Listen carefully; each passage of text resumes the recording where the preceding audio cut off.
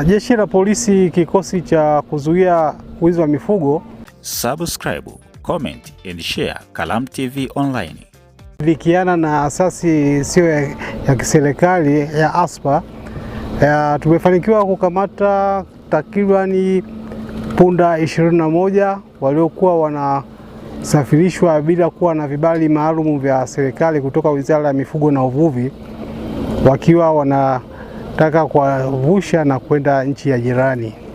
Mpaka sasa hivi tuna takribani watuhumiwa 3 tunawashikilia ambao walikuwa wanasafirisha mifugo hiyo, na hatuwezi kuwataja majina yao kwa sababu bado tunaendelea na uchunguzi ili kuweza kutambua mtandao wote unaohusika na usafirishaji haramu wa mifugo na kukwepa kulipa ushuru wa serikali.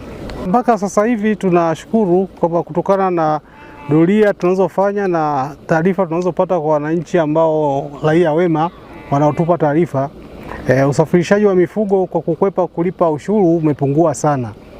Ni wale wachache tu wakaidi kama hawa ambao tumefanikiwa kupata taarifa na kuweza kuwakamata. Tunatoa wito kwa wananchi wote wanaofanya biashara ya usafirishaji wa mifugo ya aina yoyote ile, wahakikishe wanapata vibali maalum kutoka Wizara ya Mifugo, kutoka kwa madaktari wa mifugo, ili waweze kulipia kodi inayotakiwa kwa ajili ya usafirishaji wa mifugo hiyo.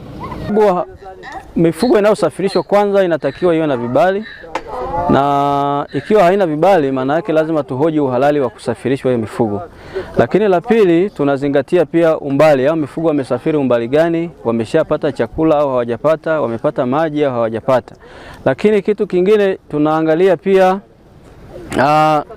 hali ya mifugo, yani ile tunaita status ya wanyama ikoje kwa muda huo. Hata kama wana vibali lakini wamechoka sana, huwa tunaamuru mifugo ipumzishwe kwa muda fulani ili hali yake ikae sawa. Wasihi wafugaji, wadau wengi wote walishughulikia hili swala, kwa sababu huyu mnyama punda atakuja kuisha. Hana hata wanyama wengine ambao wafugwao manyumbani watunze, hasa huyu mnyama punda, kwa sababu angalia sasa hawa wanachinjwa mpaka watoto. Kuna wenye mimba hapa, kuna wa kike ambao ni wazalia wa nini. Huyu mnyama atakuja kuteketea. Kwa hiyo ni wasihi ndugu zangu walengijavi, tuwe walinzi wa hao wanyama isi wasije wakatokomea, ili watusaidie. Subscribe, comment and share Kalamu TV Online.